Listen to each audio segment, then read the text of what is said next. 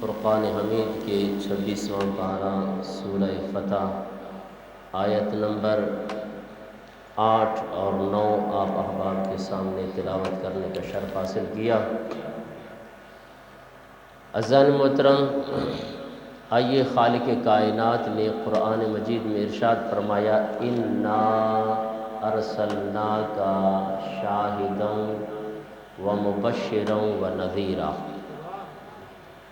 بے شک ہم نے آپ کو شاہد بنا کر بھیجا، مبشر بنا کر بھیجا، نذیر بنا کر بھیجا۔ لِتُؤْمِنُوا بِاللَّهِ وَرَسُولِهِ، تاکہ تم ایمان لے آؤ اللہ اور اس کے رسول پہ، وَتُعَزِّرُوهُ وَتُوَقِّرُوهُ، اور اس کی تعظیم اور توقیر کرو، وَتُسَبِّحُوهُ بُكْرَةً وَأَصِيلًا، اور صبح و شام اس کی پاکی بیان کرو۔ یہ قرآن مجید کی 26ویں پارے کی آیت نمبر 8 اور 9 ہے، جس کا لفظی ترجمہ یہ ہے جو آپ احباب کے سامنے بیان کیا گیا۔ اس آیہ مبارکہ میں اللہ تبارک و تعالی نے اپنے حبیب صلی اللہ تعالی علیہ وآلہ وسلم کی 3 عظمتوں کا ذکر ارشاد فرمایا، اور اسی آیہ مبارکہ میں پھر خالق کائنات نے 3 حکم ارشاد فرمائے۔ اپنے حبیب کی 3 عظمتوں کا ذکر فرمایا، اور اس کے بعد خالق کائنات نے 3 حکم بھی ارشاد فرمائے۔ وہ 3 عظمتیں کون سی ہیں جو حضور نبی کریم صلی اللہ تعالی علیہ وسلم کی اللہ نے اس آیہ مبارکہ میں بیان کی؟ خالق کائنات نے ارشاد فرمایا، اِنَّا أَرْسَلْنَاكَ شَاهِدًا، اے حبیب ہم نے آپ کو شاہد بنا کر بھیجا۔ پہلی عظمت ہے شاہد، دوسری عظمت ہے مبشر، تیسری عظمت ہے نذیر۔ اب شاہد کا کیا معنی ہے؟ شاہد کے 2 معنی ہیں۔ آپ اگر لغت اٹھا کر دیکھیں تو دونوں معنی کر لیتے ہیں۔ ایک معنی شاہد کا یہ ہے کہ اللہ تبارک و تعالی نے فرمایا کہ اے حبیب ہم نے آپ کو حاضر اور ناظر بنا کر بھیجا، ہم نے آپ کو حاضر اور ناظر بنا کر بھیجا۔ اور دوسرا معنی شاہد کا ہے کہ ہم نے آپ کو اے حبیب گواہ بنا کر بھیجا۔ اور گواہ والا اگر معنی کریں گے تو آپ دنیا میں دیکھیں کہ گواہ وہ ہوتا ہے جو موقع پر موجود ہو اور اس وقت جو کام ہو رہا ہو اس کو اپنی آنکھوں سے دیکھ رہا ہو۔ دنیا میں آپ دیکھیں کہ اگر کسی شخص کو عدالت اگر گواہ کے طور پر بلاتی ہے، اسے قرآن پاک کا حلف دے کر پھر اسے کہا جاتا ہے کہ آپ مجھے سچ بتاؤ کہ کیا آپ نے یہ واقعہ اپنی آنکھوں سے دیکھا، اس وقت موجود تھے، یہ جو فلاں چیز ہو رہی تھی، یہاں پہ یہ جھگڑا ہو رہا تھا، آپ کو لوگوں نے بطور گواہ کے عدالت میں پیش کیا ہے، آپ ذرا ہمیں یہ گواہی دو کہ کیا اس وقت یہ جو جھگڑا ہو رہا تھا اس کو آپ نے اپنی آنکھوں سے دیکھا، اس وقت موجود تھے؟ تو پتہ چلا کہ گواہ وہ ہوتا ہے جو موقع پر موجود بھی ہو اور آنکھوں سے دیکھ بھی رہا ہو، آنکھوں سے دیکھ بھی رہا ہو۔ تو اب اگر اللہ نے یہ حضور صلی اللہ تعالی علیہ وسلم کی عظمت کا ذکر فرمایا کہ اِنَّا أَرْسَلْنَاكَ شَاهِدًا، اے حبیب ہم نے آپ کو گواہ بنا کر لوگوں کے اندر مبعوث کیا ہے، آپ کو لوگوں کے اوپر گواہ بنا کر بھیجا ہے۔ پتہ چلا کہ حضور نبی کریم صلی اللہ تعالی علیہ وسلم حاضر بھی ہیں اور ناظر بھی ہیں۔ حاضر کا مطلب ہے کہ حضور نبی کریم صلی اللہ تعالی علیہ وسلم موجود بھی ہیں اور آپ اپنی آنکھوں سے نظارہ بھی فرما رہے ہیں۔ اب لوگوں نے جو حاضر اور ناظر کا مطلب جو ہے نا، جو مسلک اہل سنت پر جو ہے نا وہ زبردستی ڈالا ہوا ہے، وہ میں نے شاید پہلے بھی آپ لوگوں کے سامنے بیان کیا ہو کہ جی دیکھیں یہ بریلوی حضرات حضور صلی اللہ تعالیٰ علیہ وسلم کو حاضر اور ناظر جانتے ہیں، اور پھر دو مصلے ڈالتے ہیں، کہتے ہیں کہ ایک مصلے پہ حضور صلی اللہ تعالیٰ علیہ وسلم کھڑے ہیں، دوسرے مصلے پہ امام کھڑا ہے۔ آپ اللہ تعالیٰ نے آپ کو عقل دی ہے، آپ جو ہمارے 5 وقت کے نمازی ہیں، کبھی کوئی بتا سکتا ہے کہ ہم لوگوں نے 2 مصلے بچھائے ہوں کہ جناب ایک آگے بچھایا اور ایک پیچھے بچھایا ہو؟ اور بھائی ایسی بات نہیں ہے، سمجھنے کا جو ہے نا وہ پھیر ہے، لوگوں نے سمجھا نہیں ہے۔ بھائی عقیدہ ہمارا ہے، ہم سے پوچھو کہ حضور حاضر اور ناظر کیسے ہیں۔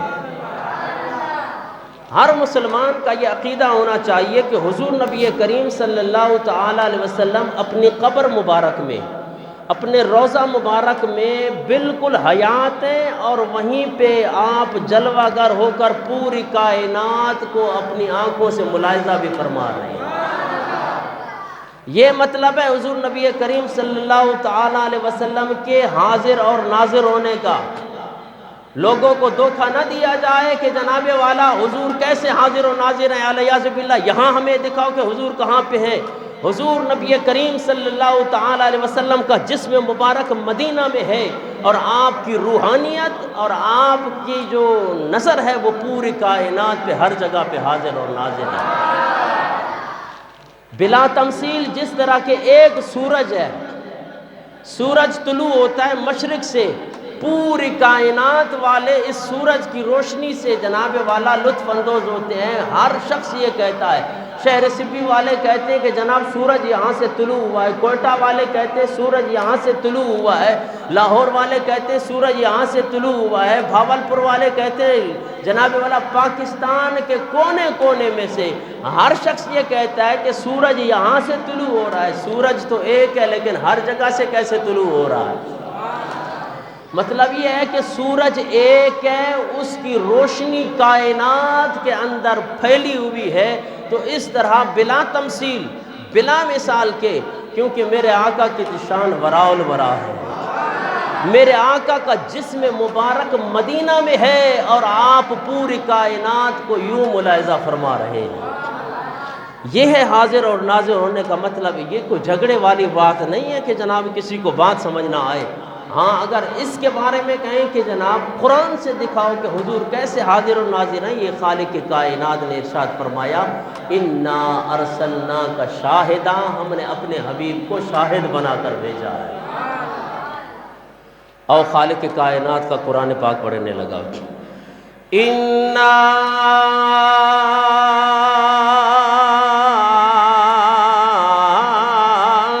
ارسلناک شاہدا ومبشرا ونذیرا۔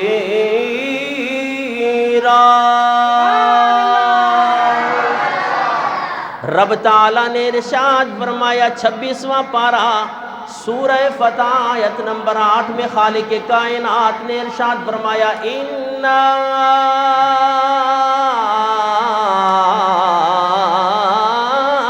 ارسلناک، اے حبیب پیارے ہم نے آپ کو بھیجا۔ پھر خالق کائنات نے فرمایا کیا بنا کے بھیجا؟ شاہدا و مبشرا و نذیرا۔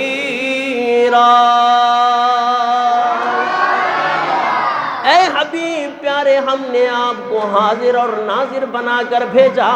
پھر فرمایا ہم نے آپ کو مبشر بنا کر بھیجا، خوشخبری دینے والا بنا کر بھیجا، وَنَذِيرًا،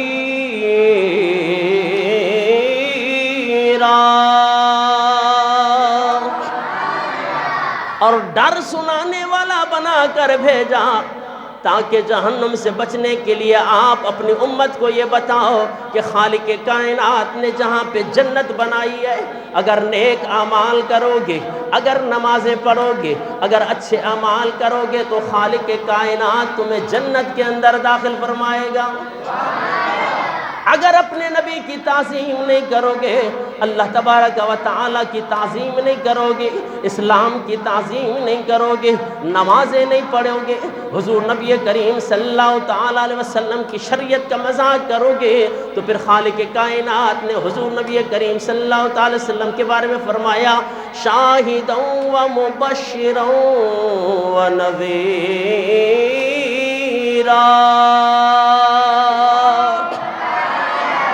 ہم نے اپنے حبیب کو نذیر بھی بنا کر بھیجا۔ عزیزان محترم، اب آیہ مبارکہ کے اس حصے میں خالق کائنات نے حضور نبی کریم صلی اللہ تعالیٰ علیہ وسلم کی 3 عظمتوں کا ذکر فرمایا، ایک شاہد، دوسرا مبشر، تیسرا نذیر۔ اب عزیزان محترم آئیے قرآن پاک کی اس آیہ مبارکہ کے اگلے حصے میں چلتے ہیں کہ خالق کائنات نے حضور کی عظمتوں کے بعد خالق کائنات نے ارشاد فرمایا لِتُؤْمِنُوا بِاللَّهِ وَرَسُولِهِ وَتُعَزِّرُوهُ وَتُوَقِّرُوهُ وَتُسَبِّحُوهُ بُكْرَةً وَأَصِيلًا۔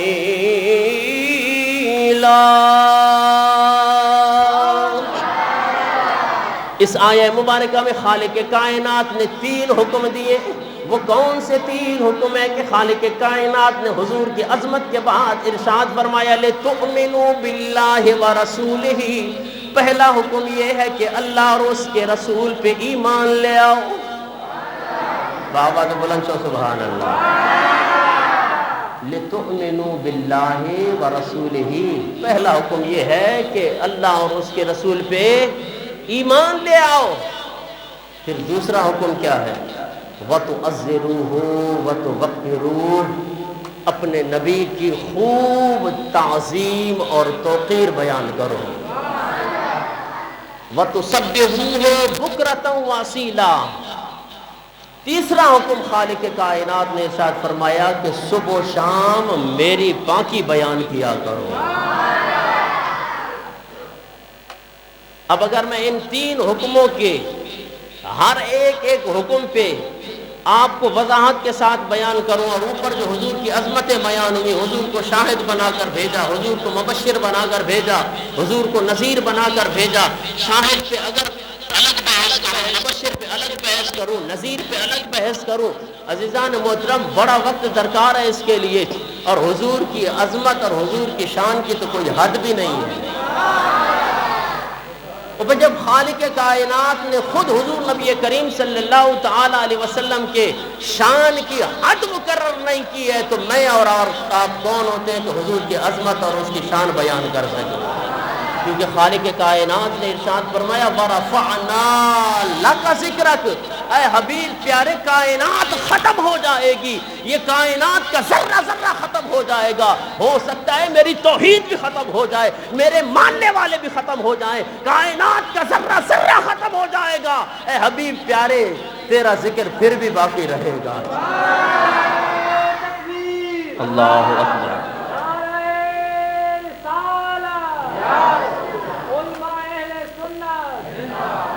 وہ کیسے حضور کا ذکر باقی رہے گا؟ عزیزان محترم سوچنے کی بات ہے، کائنات ختم، فرشتے ختم، جنت جناب والا، دوزخ، ایک لمحے کے لیے جب کائنات کے اندر ساری چیزیں فنا ہو جائیں گی، رب کی ذات باقی ہوگی۔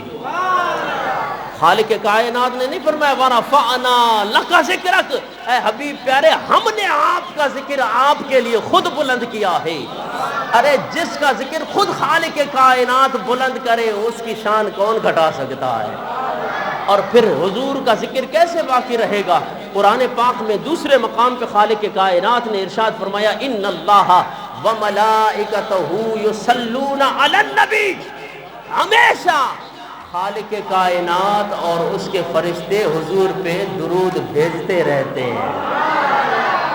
تو جب فرشتے بھی ختم، کائنات کا ذرہ ذرہ ختم، انسانیت ختم، جانور ختم، زمین ختم، آسمان ختم، ساری چیزوں کو فنا ہو جائے گی، میرا رب پھر بھی باقی رہے گا، اور پھر وہ پھر بھی اپنے حبیب کے اوپر درود بھیج رہا ہے۔ یہ الگ بحث ہے کہ حضور اللہ تبارک و تعالیٰ کا درود بھیجنا کیسا ہے، اور عزیزان محترم کتابوں کے اندر آتا ہے اللہ کا درود. ہم تو یہ کہتے ہیں نا کہ اللہم صلی علی محمد وعلی آل محمد، اور اللہ کا درود کیا ہے؟ اللہ کا درود یہ ہے کہ خالق کائنات فرشتوں کے سامنے اپنے حبیب کا ذکر کر رہا ہوتا ہے. او یار خدا کی قسم، حضرت امام اعظم ابو حنیفہ رضی اللہ تعالی عنہ سے کسی نے پوچھا کہ حضور آپ بہت بڑے عالم ہو، ہم نے سنا ہے بڑا آپ کو مقام ہے، آپ کو امام اعظم کا لقب دیا گیا ہے، لیکن ایک ہمارا سوال ہے، وہ سوال یہ بتاؤ کہ ابھی اس وقت رب کیا کر رہا ہے، اللہ کیا کر رہا ہے؟ قربان جاؤں امام اعظم ابو حنیفہ پہ. یہ کوئی عام مولوی نہیں ہے، یہ حنفیوں کا ایک بہت بڑا امام ہے عزیزان محترم، جن کی ہم پیروی کرتے ہیں. آپ نے فرمایا پگلے قرآن پاک نہیں پڑھا؟ خالق کائنات نے فرمایا ان اللہ و ملائکتہ یصلون، رب درود بھیجتا ہے، بھیجتا رہے گا. ہر لمحہ ہر وقت خالق کائنات اپنے حبیب کی تعریفیں کر رہا ہے. تو یہ ہے حضور صلی اللہ تعالی علیہ وسلم پہ رب کا درود بھیجنا. عزیزان محترم میں عرض کر رہا تھا کہ خالق کائنات نے ارشاد فرمایا لِتُؤْمِنُوا بِاللَّهِ وَرَسُولِهِ، پہلا حکم یہ ہے کہ اللہ اور اس کے رسول پہ ایمان لاؤ. آج ہمیں کہا جاتا ہے کہ جناب نماز آؤ ہم تمہیں نماز سکھاتے ہیں. نماز سکھانے کے بہانے لوگوں کا ایمان ختم کیا جا رہا ہے اور مسلمانوں کے دلوں سے حضور نبی کریم صلی اللہ تعالی علیہ وسلم کی محبت کو نکالا جا رہا ہے. آؤ جناب والا تبلیغ پہ چلتے ہیں، آپ کو قرآن سکھاتے ہیں. آؤ جناب والا ہم آپ کو جناب والا نماز سکھاتے ہیں. کیا قرآن ہم نہیں سکھاتے؟ کیا تبلیغ ہم نہیں کرتے؟ یہ دعوت اسلامی والے الحمدللہ ہمیشہ قرآن کی بھی تعلیم دیتے ہیں اور حدیث کی بھی تعلیم دیتے ہیں اور حضور کی محبت کا درس بھی دیتے ہیں. ہم ضروری ہے کہ جناب والا کسی غیر کے ہاتھوں میں چڑھ کر سہ روزہ لگانے کے بعد جناب والا بڑا مفتی بن جائے، فتوے جھاڑنے شروع کر دے. جناب والا آیا تو یہ چیز ناجائز ہے، یہ چیز ناجائز. 3 دن کے اندر مفتی بن گئے ہو جناب والا. 40 روزہ چلا لگایا اس کے بعد بہت بڑا مفتی بن گیا. یہ چیز ناجائز ہے، یہ چیز ناجائز ہے. 40 دن میں جنہوں نے 40 سال اللہ اور اس کے رسول کے رستے میں لگائے ان کے مقام کا کیا عالم ہے. 40 دن لگا کر جناب والا کہو کہ ہم لوگوں کے ایمان کو یوں کھینچ دیں گے کہ جناب اب درباروں پہ جانا جائز نہیں ہے. جناب والا یہ پیروں کو ماننا جائے، یہ پیر پرست لوگ ہیں. اور بھائی پیر پرست کا معنی سمجھ آتا ہے تمہیں؟ لفظ کیسا استعمال کر رہے ہو تم؟ عزیزان محترم میں عنوان سے ہٹ جاؤں گا. آؤ خالق کائنات نے ارشاد فرمایا لِتُؤْمِنُوا بِاللَّهِ وَرَسُولِهِ، پہلا حکم یہ ہے کہ اللہ اور اس کے رسول پہ ایمان لے آؤ. بآواز بلند سے سبحان اللہ. وَتُعَزِّرُوهُ وَتُوَقِّرُوهُ، حضور صلی اللہ تعالی علیہ وسلم کی خوب تعظیم اور توقیر کرو. میرا عنوان بھی اسی طرف تھا کہ حضور نبی کریم صلی اللہ تعالی علیہ وسلم کی تعظیم. اب حضور نبی کریم صلی اللہ تعالی علیہ وسلم اس وقت آپ بنفس نفیس حیات تھے تو جی صحابہ کرام نے ادب کیا. تو آؤ عزیزان محترم شفا شریف پڑھنے لگا ہوں آپ کے سامنے. قاضی ایاز رحمۃ اللہ تعالی علیہ آپ فرماتے ہیں کہ حضور نبی کریم صلی اللہ تعالی علیہ وسلم کی تعظیم بس صرف اس وقت کرنی چاہیے نہیں، امتیوں کے لیے یہ پیغام ہے اور یہ امام کا ایک فیض ہے. آپ فرماتے ہیں وَعْلَمْ ان حرمت النبی صلی اللہ تعالی علیہ وسلم بعد موتہ وتوقیرہ وتعظیمہ لازم کما کان حال حیاتہ. قاضی ایاز رحمۃ اللہ تعالی علیہ فرماتے ہیں کہ جس طرح میرے آقا کی تعظیم اور توقیر زندگی میں لازم ہے، اسی طرح امتی پر حضور کے وصال فرمانے کے بعد بھی تعظیم اور توقیر لازم اور واجب ہے. کہ جس طرح حضور صلی اللہ تعالی علیہ وسلم کی حیات طیبہ میں زندگی مبارک میں امتی پر حضور کی تعظیم اور توقیر فرض اور واجب ہے، اسی طرح حضور کے وصال فرمانے کے بعد بھی حضور کی تعظیم اور توقیر امتی پر لازم اور فرض ہے. اور پھر وہ کس طرح؟ پھر فرماتے ہیں وَذَلِكَ عِنْدَ ذِكْرِهِ، جب حضور کا ذکر ہو اس وقت بھی تعظیم اور توقیر کی جائے۔ اور پھر فرمایا وَذِكْرِ حَدِيثِهِ، حضور کی حدیث بیان کی جا رہی ہو اس وقت بھی ادب کو ملحوظ رکھا جائے اور حضور کی تعظیم اور توقیر کی جائے۔ وَسُنَّتِهِ، حضور صلی اللہ تعالیٰ علیہ وسلم کی سنت کی بھی تعظیم اور توقیر کی جائے۔ آج مسلمان صرف یہ سمجھتے ہیں کہ جناب والا حضور نبی کریم صلی اللہ تعالی وسلم حیات تھے تو امتی پر فرض تھا کہ وہ اپنے نبی کی تعظیم کرتا۔ آج مجھے مسلمان اپنے گریبان میں جھانک کے خود کہے کہ ہم نے حضور نبی کریم صلی اللہ تعالی علیہ وسلم کی اس سنت کی جس طرح گستاخیاں کرنے شروع کی ہے، کبھی سوچا ہے ہم نے جناب والا اس کے اندر پیر بھی ہو، اس کے اندر مولوی بھی کوئی ہو، جناب والا بڑے سے بڑا پیر ہی کیوں نہ ہو جو حضور نبی کریم صلی اللہ تعالی علیہ وسلم کی اس شریعت کی گستاخی کرتا ہے تو گویا کہ اس نے حضور کی تعظیم نہیں کی ہے۔ آج ہماری یہ داڑیاں ہم خود پیسہ جا کر جناب والا ان نائیوں کو دے دیتے، جناب مجھے پپو بناؤ، مجھے جناب والا بالکل جو ہے نا میری کلین شیف کرنی ہے۔ کیوں؟ کبھی سوچا ہے کہ یہ حضور صلی اللہ تعالی علیہ وسلم کی سنت نالیوں میں گر رہی ہوگی؟ اور جناب والا اسی طرح آج جو غلامی رسول میں موت بھی قبول ہے کہ نعرے لگانے والے ہیں، اور جناب والا فیشن کی داڑیاں رکھنا تماشا بنایا ہے۔ حضور نبی کریم صلی اللہ تعالی علیہ وسلم کی اگر سنت نہیں رکھتے ہو تو نہ رکھو، اس کی جناب والا گستاخی مت کرو، اس کی توہین مت کرو کہ جناب والا کبھی فرنچ کس بنائی جا رہی ہے، جناب والا کہیں یہاں سے کاٹ کے یہاں پہ عجیب قسم کی صورتحال ہے۔ اب نبی کا امتی ہو کر بھائی اس کے اندر سنیت، بریلویت یا دیوبندیت کو کوئی تعلق نہیں ہے۔ یہ قرآن کہہ رہا ہے کہ وَتُعَزِّرُوهُ وَتُوَقِّرُوهُ، اپنے نبی کی تعظیم اور توقیر کرنی ہے۔ جس طرح حضور حیات تھے اس وقت اگر مسلمان پر تعظیم اور توقیر لازم تھی تو پھر صرف حضور کی ذات کی تعظیم نہیں ہے، حضور کے ذکر کی تعظیم، حضور کی حدیث کی تعظیم، حضور کی سنت کی تعظیم، حضور کی اہل بیت کی تعظیم اور حضور کے صحابہ کی تعظیم، یہ ہر امتی پر فرض اور واجب ہے۔